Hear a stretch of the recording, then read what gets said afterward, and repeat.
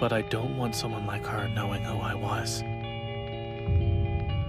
How could I do such horrible, violent things to people and not be bothered by it?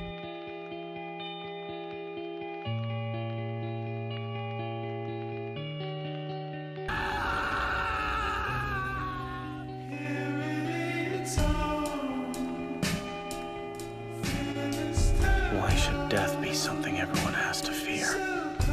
Does something good come from living? It hasn't for me.